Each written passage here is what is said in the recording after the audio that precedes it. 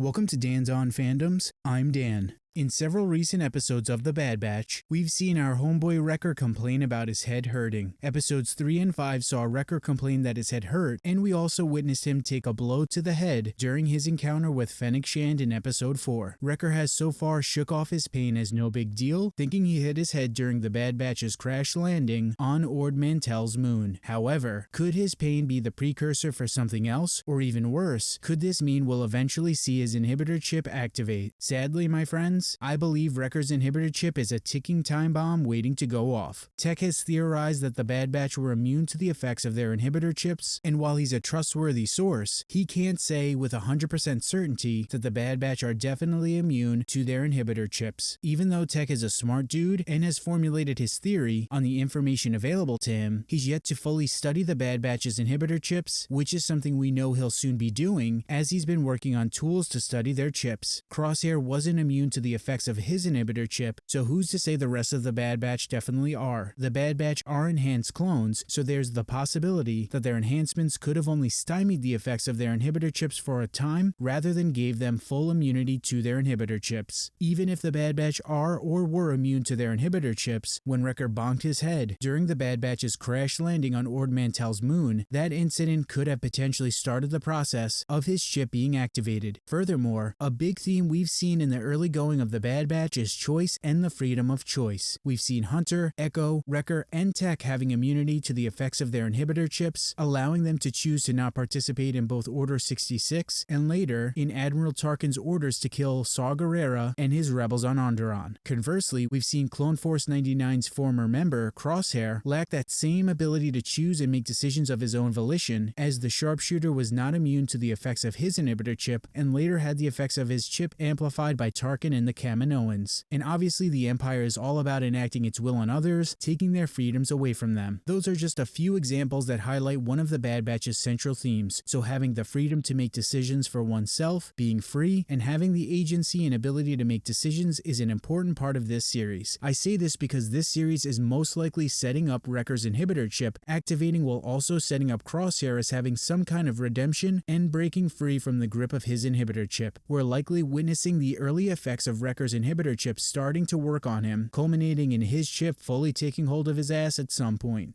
Imagine seeing his inhibitor chip activate and then witnessing him attack Hunter, Tech, Echo, and Omega. Our homeboy loves little Omega like a sister, and seeing him go after her and his squad mates would not be fun. While I do think we'll eventually see Wrecker's inhibitor chip activate, I'm crossing my fingers that we won't see him harm the other members of the Bad Batch, or that he won't be harmed in turn. I'm also holding out hope that Crosshair is going to either rejoin the Bad Batch or be redeemed, and one scenario that would allow him to be redeemed could be him saving his former squad mates from Wrecker after his inhibitor chip has taken hold of him and forced him to attack his Clone Force 99 brethren. Yo, I think we need to brace ourselves for some rough scenes as we continue deeper into this season. I'm not sure my heart is prepared to see Wrecker wreck Omega or the other Bad Batch members. But what do you guys think? Do you think Wrecker's inhibitor chip will activate? Let us know down in the comments. If you like this video, please help out the channel by hitting that like button and making sure you subscribe. Follow the channel on Instagram, Twitter, and Facebook, all at Dan's On Fandoms. Thanks for watching, and stay